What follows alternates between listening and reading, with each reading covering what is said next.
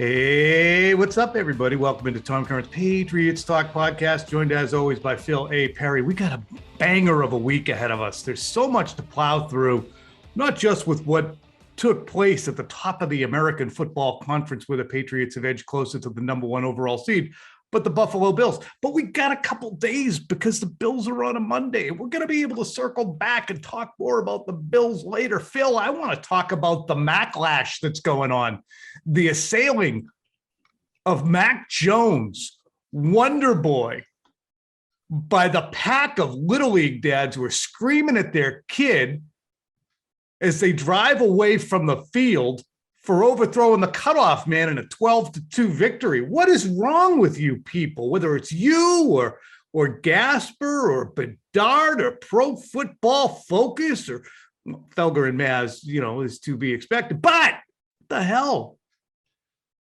Listen. Let me put it this way to you right off the top. Okay.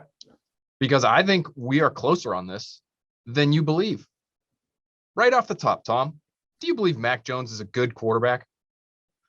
Sure. We're at a moment here. I'm going to read you my slant. We're at a moment in which a quarterback built like a bottle can complete 70% of his passes, throw for 312 yards and no picks, lead a 23-point win, and wind up getting raked on a Monday. He's a bottle-shaped rookie, Phil. Man, bottle-shaped. He's getting – the raking is harder now than it was on Monday. Calling the guy a bottle on multiple occasions here. And I gave him a B-. It's a fine grade. It's fine. He's not getting raked. He's going to be fine. He's a big boy, okay? Graduated from Alabama early. Yep. Smart. He's mature. He's competitive. Mm. And when we have as much information on him as we do right now, 12 games of information. How many of these games that the Patriots have lost? They've lost 4 games. Right. How many would you say have been on Mac Jones? To me, 0. it's that many. Goose. He's been excellent. So they should be 12-0 with him. Is that what you're saying? No, what I'm saying is if someone has shown you that they are good at something, it's okay to expect them to continue to be good. And it's also okay when they mess up and they don't perform up to the standards that they have now established for themselves.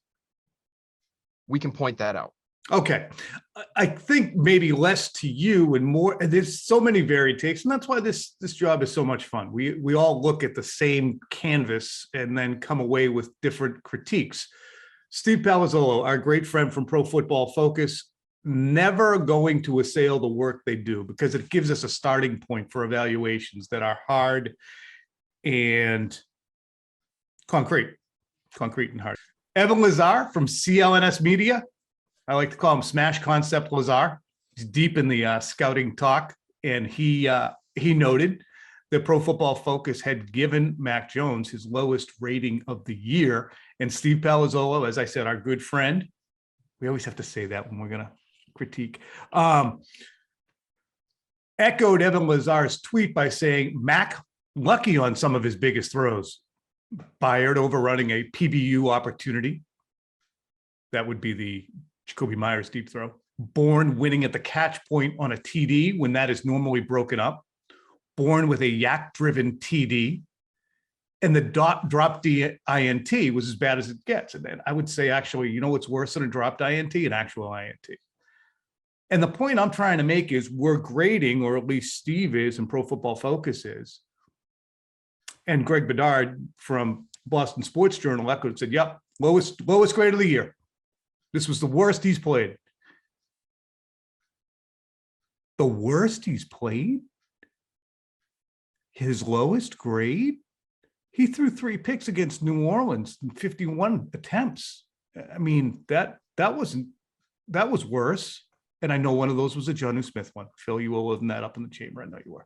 It was. And the one at the end of the game was basically a Hail Mary when they were way down and he was forcing it into a spot. So the Chargers game too. I don't blame. I just want to mention Chargers game too. I don't blame people for saying the Saints wasn't as bad as the box score indicated, and I don't blame people for saying that this past weekend's game was not as good as the box score would indicate. I agree with Steve on a couple of those points, Tom, and I would say this. Okay. Okay. The Bourne touchdown throw. Can I just ask you, how many good throws did he make? How many good throws? Good, like you look at them and they're objectively good. He made some throws that he should make, right? That an NFL caliber quarterback should make. I think the Bourne throw. He's already established the fact that he can be really, really accurate. And he didn't necessarily reach that. Go ahead. First Bourne. Sorry, I am too. First Bourne throw is good. But he gets 0 points for that because on Pro Football Focus's measure, that's a ball that should have been broken up by Byard because his hand was in the pocket, as they call it. And it wasn't. So Byard failed. The Myers throw, he gets dinged because Byard overran it. Well, then are we dinging the Hunter Henry touchdown throw down the seam because it was a narrow window?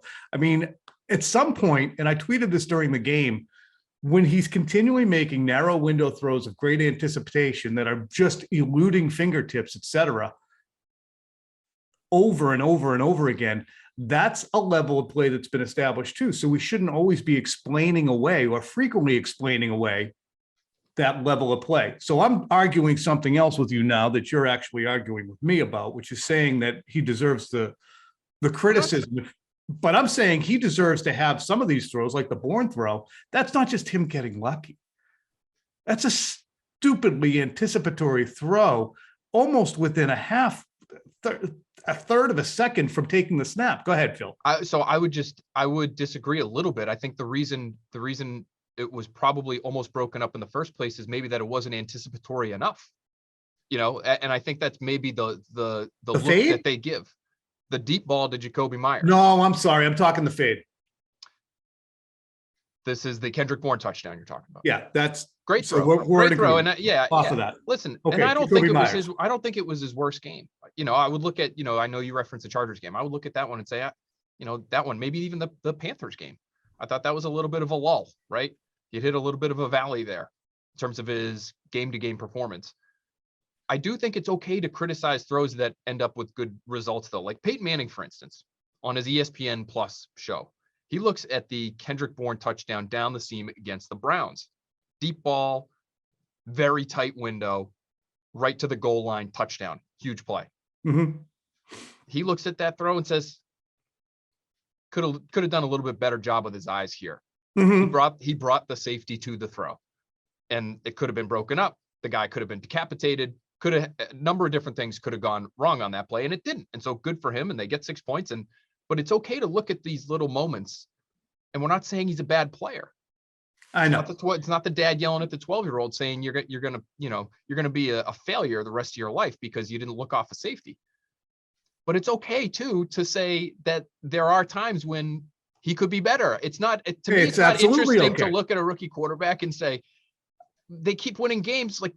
And everything is great. Everything is great. Right. And he's doing amazing. I just think it's okay to also be critical while we are at the same time heaping praise upon him. But I think that we also have a tendency to pin the needle the other way in terms of, well, it's incumbent on us. Who's we? You probably are accepted a little bit, but Chris Gasper wrote a column in the Globe today. What are you giggling about? No, are we overly negative? You and me? Yeah. No, me never. I'm right on with everything I say, do, and right. What did Gasper say? Let me find it because we're going to be talking about it on Early Edition tonight. But and I canceled my Globe subscription recently because I'm hemorrhaging to all my different subscriptions. So I probably have to renew it now that Gasper's back there. I was missing out on all that Volin stuff. All right. So Gasper says the quintessential question is exactly how good a quarterback does Belichick need to be successful in the manner we're accustomed to during his Patriots reign. This isn't about what the kid can be. It's about what Belichick can do without the benefit of an elite quarterback. Mac Mania runs wild. His completion percentage has become the new Rajon Rondo's assists of Boston sports, an oft-cited stat used to exaggerate the standing of a local player. Okay. What do we? Also, Trenny, had mentioned that. Gasper also right. Here's the rub for Patriots true believers: the more you hail the rookie is baby Brady or TB12 2.0, the more you detract from the hoodie and its brilliance. We already know that Belichick can cop rings when armed with one of the league's best quarterbacks, Jan. The true test is whether he can do it without one. He's on track. Okay. The actual rub is this. Brady has two versions. He's got a 1.0 version from 2000 to 2009. And that's the version that Mac Jones is chasing. Brady was a malleable, valuable piece of clay, and Weiss, McDaniels, Belichick molded him into a winner in the first decade of his career, and they gave him everything he needed around him: special teams, defense, structure, discipline. Maybe he didn't have high-end targets, but that's okay. And that's what Mac's chasing, okay? And at this checkpoint, 12 games into his career, he's looking eye to eye with what Brady accomplished. 12 games in. I'm not saying all the way through. And he's never going to do what Brady 2.0 did. Brady 2.0 is 2010 to 2019. That's just absurd. So that's not going to happen. But I remember this happening too in 2001. After a few games, the Globe United stood tall in defense of Drew and just started saying Brady was a product of the system. He wasn't all he was cracked up to be. And I think that's what we're experiencing now in this Maclash, this much celebrated Maclash. It's a tsunami of Mac love. And we have people who believe they are bravely paddling against that tsunami and into the safe harbor of, well, I know what good football is, and this is what, come on. No one is over loving, except for Jerry Thornton, the Patriots and Fitzy and Mac Jones. Okay? What he's done, despite the missing Hunter Henry, to fixate and to sit there with a cry on under Felger and Maz yesterday, was Mac Jones really that good on Sunday? Who cares? They won 23 over the number one seed. Phil? We can't do a podcast if nobody cares, though, Tom, unfortunately for us. So that's kind of the stuff that we talk about. And I think it's okay. Oh, we're going to that's what they do. That's a Gary Tang way. It's what we do. Well, is it not? It is what we do, but I think we have to bring a measure of self. We are bringing a measure. We are, Tom. We can discuss it. You should stop being on the internet so often and get off the radio, too, while you're at it. Oh, get your face out of the grids and the stats. Listen to you. We talk about this stuff all the time, and we can have a nuanced discussion without referencing the Globe and the radio and this, and these people are mean to Mac and those people are mean to Mac. What do we think? That's what I care about. What do we think? I'm telling you what we think. I think he had a B- kind of game. That's fine. It's fine. It's what he was. That's fine, and that's fair. But I think when we start, I'm not on the internet. I'm looking at Pro Football Focus. That is your Bible. That you would inject that in your veins every week. That and Warren Sharp. I mean, what are you talking about? It's not the grades. The grades for them are objective, and they put a lot of work into those, and that's great. I agree. What Pro Football Focus to me is most valuable for. And listen, the grades would suggest that they do a pretty damn good job when you look at who are the best graded players. I'm not saying they don't do a good positions. No, so I'm just putting that out there. Like, it's a pretty good marker of how good a player is if you look at it over a long stretch of time, over multiple years. But the great value to me is for them to watch the film as closely as they do. Like, I think that's another misconception. People think the grades are based on numbers. The grades are a number that is based on film review by people who have played, I think, especially at quarterback. I think they're, I don't want to get this incorrect, but I believe it's Bruce Gradkowski is the one who signs off on, longtime NFL quarterback who signs off on all the grades. Anyway, after watching the film. Yeah, and there's still anticipated results, et cetera. But there's humans on the other end. Right. I would just say, like, it's okay. Let's take it all in. Let's react to all of it and be able to do a little bit of both. Let me give you which is what he's doing for himself, which is what Josh McDaniels is doing for him. I asked Josh McDaniels how he felt Mac Jones had played on Sunday, because this is such a talking point now. People are getting so. Oh, okay. You criticized me both sides. On for both bringing sides. it up. No, I'm not. No, I'm saying, like, okay, you and I care about. I also care about the people who are coaching Mac Jones. I care about Mac Jones, and I care about everybody that's doing work on it. It's all interesting. Pro Football Focus. I don't mean to say I don't care. the grades don't get me as riled up as some people. That's all I'm saying. I think they provide a lot of good context. Otherwise, Josh McDaniels said they become, he had however, some throws that he would like back. Do we want to listen to the Josh sound, or do we care? Yes, let's run that. Good call. The other day was very similar to a lot of other games this year, where there's a lot to be happy with, and then there's definitely things to coach and correct. I think he touched on a few things, I think, after the game that he felt like he had an opportunity to maybe capitalize on and didn't. And I think that's probably pretty commonplace right now. I'm still waiting for the perfect game. I haven't had that yet. So it's just difficult to go through an entire NFL game and, not, have some things that you either make mistakes on or learn from. I think the big thing for us is we are seeing growth in his ability to process the opponent every week, his ability to change from one week to the next in terms of the mindset of handling let's just say the problem players or the problem schemes that come up. But that's an ongoing process. Buffalo's defense is quite a bit different than Tennessee's. Tennessee's was similar to Atlanta in some ways, but there was definitely some other things that were different. So this week's going to be another big challenge there. And I think for Mac, when he comes out of the game, having generally taken care of the ball and made some good decisions, even if they resulted in an incomplete pass or a possession that ended in a punt or a field goal, that's not, that to me, I don't look at all those and say, wow, what a disaster that was. Sometimes you have to understand what could have been in terms of worse scenarios to appreciate kind of how a possession ended the right way. I give you an example of that. We had the one sack in the fringe in the fourth quarter, on this, I don't think it was like 2nd and 10 or second line, and it was 3rd and 20 something. And then, we need a handful of yards to get back into field goal range. And he makes a decent decision, completes the ball underneath to Jacoby. We get it into field goal range. Nick capitalizes on it, makes the kick.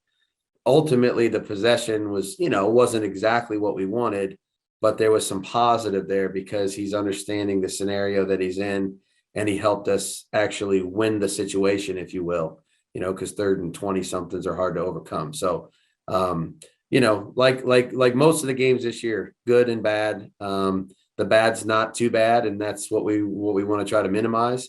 And we just try to use those opportunities to learn and grow and get better.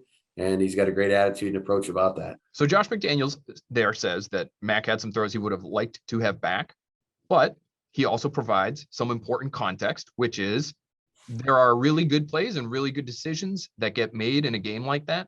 They don't have to be 40-yard dimes down the field that still help us out, that still put points on the board. He referenced the 3rd and forever short throw to Jacoby Myers just to get them right back into field goal range after taking a sack. He likes that moment. He likes that decision. He likes how Mac Jones handled that situation. And to me, that's why it's not a D. It's not his worst grade of the year. He made the throws we expected him to make the majority of the time. That gets you B-. The Browns game is an A. The Browns game, if you're putting it in people's hands from 35 yards out on the regular, we can ratchet up the grade from there. The reason I say I don't care about what anybody else thinks is because it does feel like, Tom, that the opinions are so all over the map, and everybody's is a little bit nuanced. If we just want to hammer Pro Football Focus, then that's fine. But to me, it's easier, it's simpler to narrow our focus and talk about what we think, what the coaches think, what maybe Mac Jones thinks. I agree. But also we talk sometimes about the conversation around the football team, which guides and I hate this word, narrative. It's noisy though, right? Like it is very noisy. So I want to cut through the noise.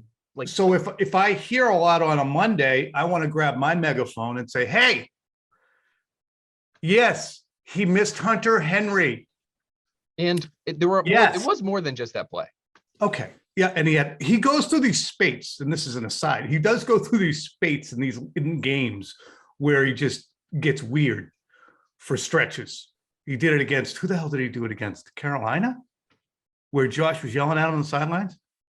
He goes through these little spurts where he's just ineffective, makes some weird decisions. And he had one on 2 different drives on Sunday. But I think the megaphone I'm using is when you have a Pro Football Focus number, which is less to criticize them, because I do think they're being objective, although I take some issue with not crediting for throws, which are tight window throws that he's able to make. They're not graded the same way. But I mean, that then becomes a cudgel for other people in our media, prominent ones, Bedard, Gasper, Felger, whoever, to say, okay, is this your king? Is this your king with his 53.8 Pro Football Focus number? You guys love your numbers. Well, look at this, 53.8, worst of the year. So maybe you want to settle it down and tap the brakes on Mac Jones. Okay. So that to me is when we get into, and my counter to that is, okay, so he missed Hunter Henry and he had his weekly spurt of ineffectiveness. In the end, the inference shouldn't be, he's coming back to earth in a hurry. I'm the one who was talking a few weeks ago about a Mac toe where he leveled off. That happens. But I think we also don't have to infer that he's going to suck. Now, he might well suck. And if anybody said that he sucks, or that he's on the that cusp game, of beginning to suck, dumb. I guess there is, to advance the conversation, to make sure the conversation keeps going, to keep the grist moving through the mill, you have to infer that, does the Mac have no clothes? Is he about to get undressed next Monday against the Bills? Even if he does, Phil, that's not leaving him somehow and everybody who thought he was a good player in the wrong. Is it? Is it? No shot. He should be rookie of the year. If he goes 13 for 28, go ahead. If he goes 13 for 28, 2 picks, and takes 4 sacks next week and looks like an absolute goof, and they lose 29-7, it doesn't mean Mac Jones was an apparition, does it? No, it doesn't. But here's why I think it's okay to criticize in good moments, right? When the stat line's great, they come away with a big win at home and it ends up being a blowout. Even against the Browns, if there were moments worth criticizing him for there, the reason those are always valid, I'm sure you feel the same way, is that it is worth noting those things when they happen because they could happen later. So against the Falcons, right? They win, ends up being another, I think, 80% completion day for Mac Jones. And after the game, I said, man, to me, it just didn't look like he was all that comfortable against some of these defensive back blitzes that Dean Pease sent. And what do you know? The Titans send at least 3 more, and probably more if I were to go back and look. And they all pretty much had an impact, a negative impact on the Patriots. Okay, well, now we've got a little bit of a trend developing. And now there might be something that, and Josh McDaniels basically took the responsibility for this. I found this interesting. He almost took the responsibility entirely off Mac Jones when it came to some of those blitzes, saying, we've got our rules. Some of those guys just have to get picked up, period, point blank, meaning it's on the offensive line or the back or the tight end or whoever's involved in the play. And he said a lot of times, this is almost verbatim, a lot of times. Run this. Everyone kind of looks at it and says, well, Mac didn't see this or Mac didn't do that. Most of the time it has nothing to do with Mac. And so, he sets the protections and we got to follow our rules. If our rules don't accommodate handling the blitz, then we need an adjustment. We had 1 or 2 of those come up the other day and he handled them fine. And then there was a couple other ones where we just didn't react quick enough in the protection part of it to handle our responsibility. And that's an ongoing evolution, with, different guys. We got Brandon's our sub back now most of the time on 3rd down, and he's done a really good job there. But seeing the blitzes together and now the offensive line kind of, getting back into sync with one another, and then the communication that needs to take place once the ball is snapped is not insignificant. Like there's a lot of communication pre-snap, but then all of a sudden the pieces start to change once the ball is snapped. And then there's more communication that needs to take place and happen.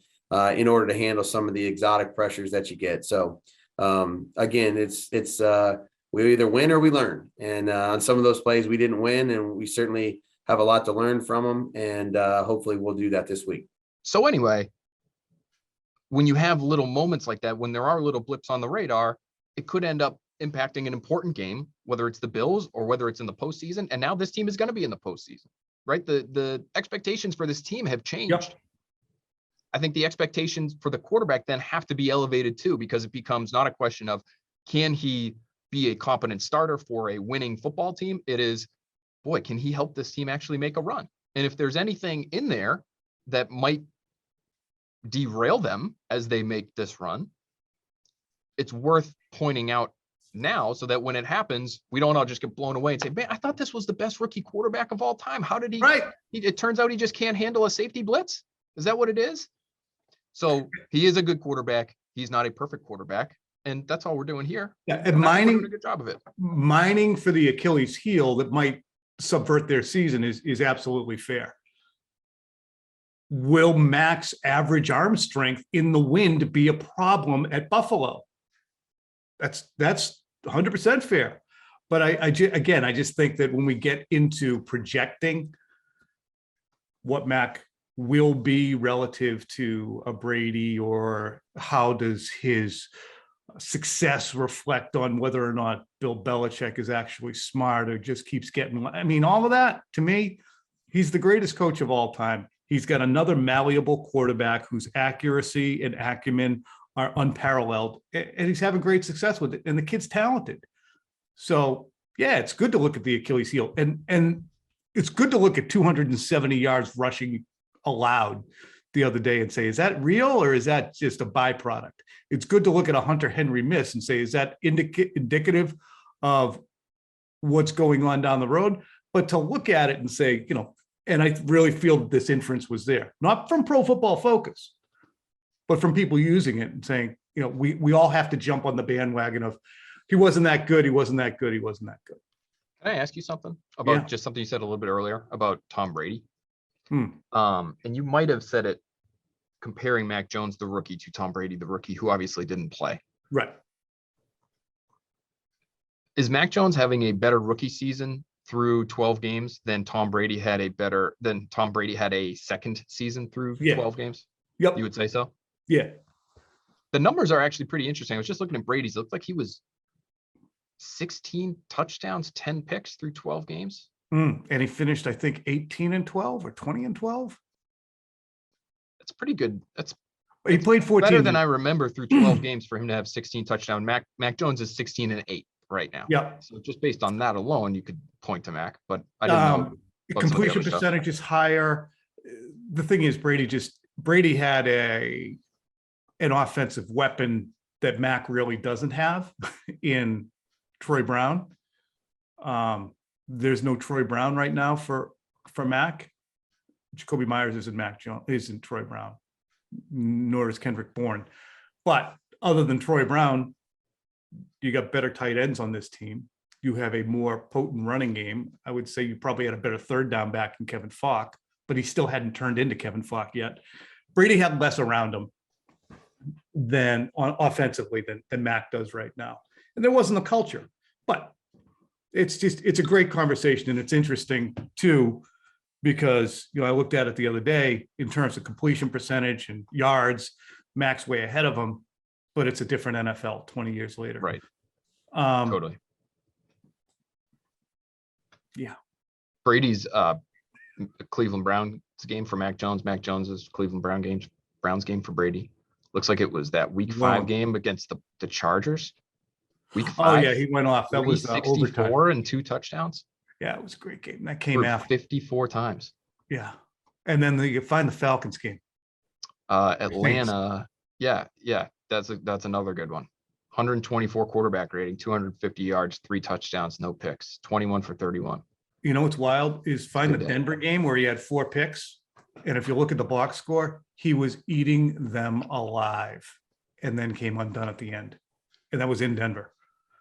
When they never won in Denver. Boy, 4 picks and they lose 31-20. I mean, that's still the game and maybe it's this week, and maybe this launches us into the game. If you want to talk a little bit about that before we get to Sure. Castle later in the week, Mac Jones just hasn't had that game yet. Is this where he has that rookie mistake laden game at Buffalo because of the atmosphere, the elements, the crowd, the situation? Is he going to get eaten up by this?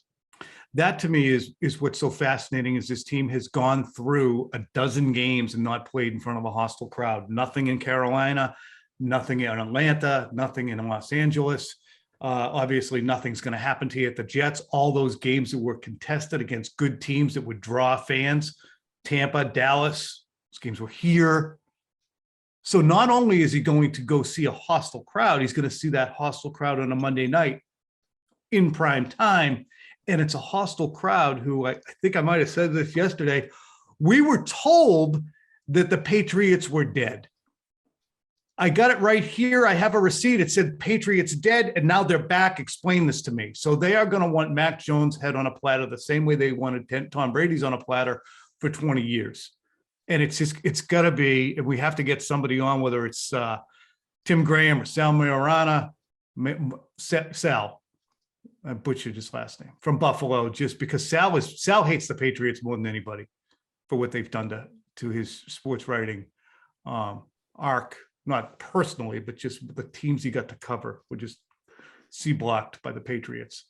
So this is the first time they're seeing a hostile atmosphere.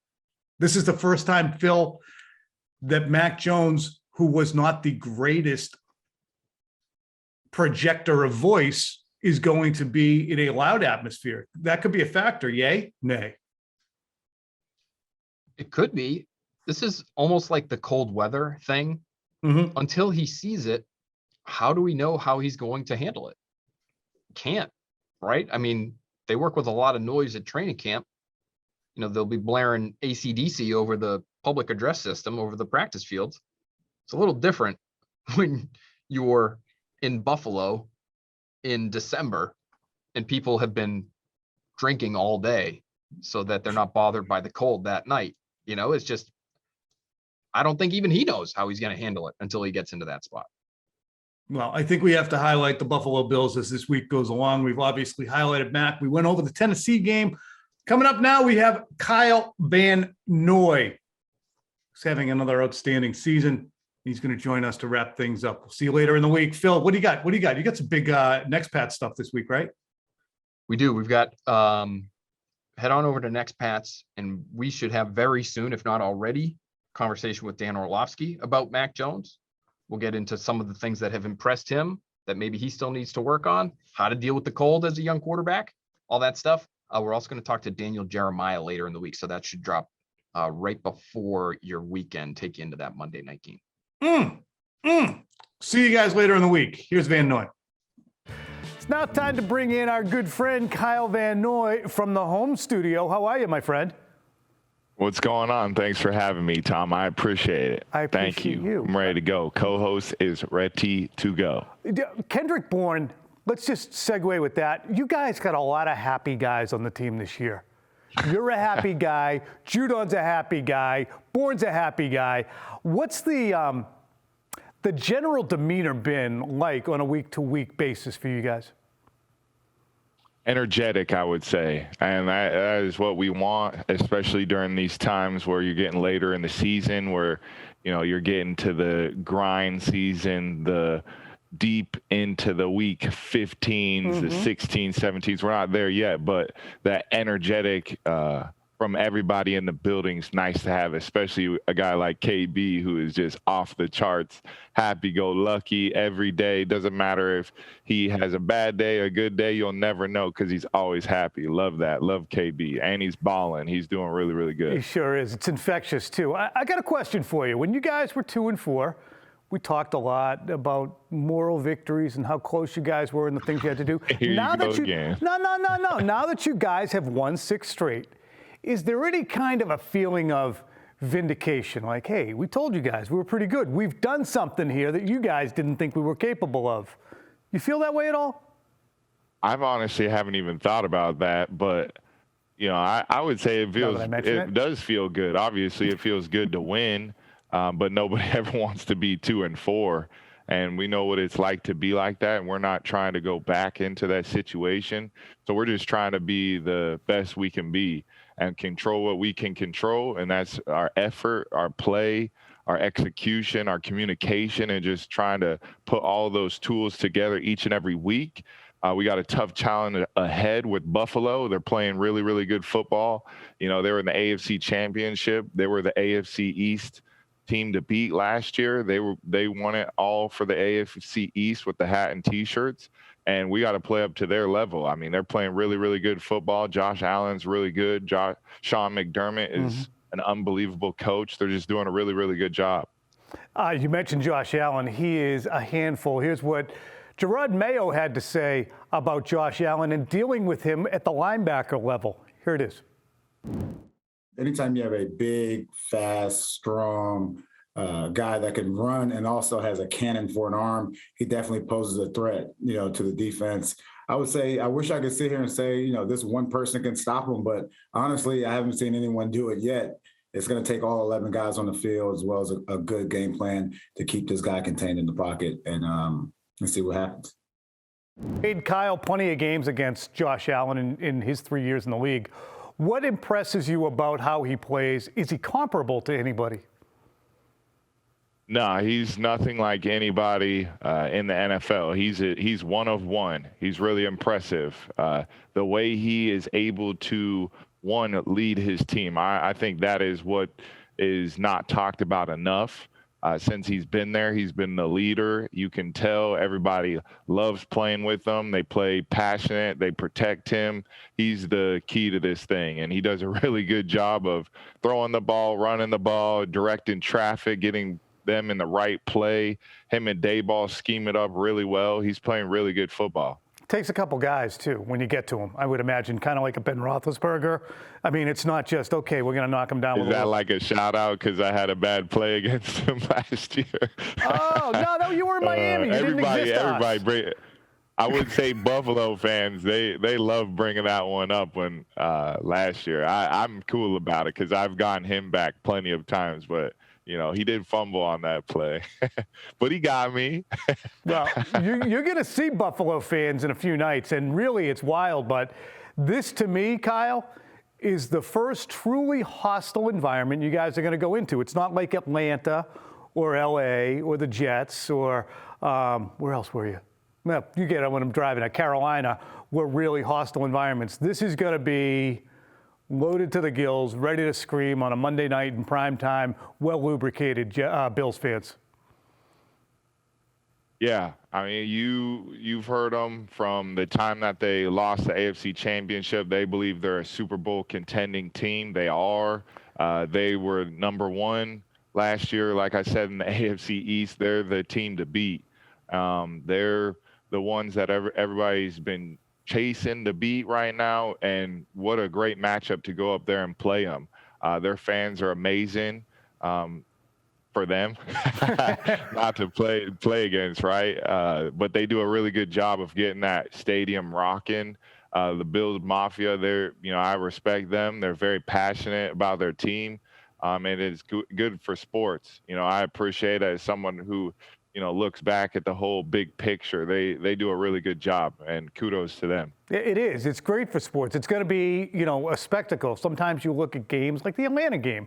It's a primetime game. It could have been played in a library. This is going to be the polar opposite. Is playing in Buffalo one of, and I know they kind of just got on the scene in the last couple of years to returning to a heyday, but is it one of the more difficult and intimate places to play in the league? Yeah, they sure do know how to try to get under your skin, say anything and everything. It really is a hostile environment, and their players truly feed off their energy. The crowd is amazing up there. It's a really cool environment to play at. It is honestly one of the best venues to play at, especially being an away team, because they're so passionate about winning there and just playing and seeing football at a high level. And it's fun to be in an environment like that. And what better way to be able to play when on Monday night in front of an even bigger audience as well. Like, it's going to be rocking. I'm excited to get up there and get going. Mac Jones is going to be obviously on the road in his first huge hostile environment game. He probably had a few at Alabama, but I got to ask you this. Is he our quarterback? Yeah, no, well, that's what I want to ask you. Is Mac a guy that we have showered with too much adoration, too many bouquets? We've spent too much time kneeling at the throne of Mac Jones. Are we guilty of that right now? Man, you guys do whatever you want. He just got to keep being him. He's doing all right. What do you think? Well, here's the interesting thing. The national media is now the ants on a popsicle stick with Mac Jones. And I think what we're having now is an overcorrection locally, where the media now says, okay, I've had enough Mac Jones for the last dozen games. Let's start to wheedle it back the other way. And Mac misses Hunter Henry, and that's his Achilles heel, and he's about to implode and never have another completion, and he's a product of the system. It's a very, very interesting media market we have, if you haven't already noticed. Very interesting. I would never notice the media market here, right? You are part of the media. Hey, I mean, I've had guys come at me since I've been here, and it's all right. It's fun. It's part of the whole process. It's part of being at the organization we're at. It's part of playing good football. It's part of being on a winning team. You got to accept criticism. You got to accept the passion of the fans. And I think you got to accept what the media people are saying. And obviously you don't sit there and like read everything and get, be involved like that. But it's something that you want to be aware of, and you want to take it at stride and keep it moving. And the best way you can stop all the talking is just win. And that's the one thing that I love about this place is if you win, everything's all good. And it might not be good enough for some people, but it's all good to the ones that matter. You know what? I'm happy we're just off the side dishes. I'll be honest. I'm just happy we're off mac and cheese. It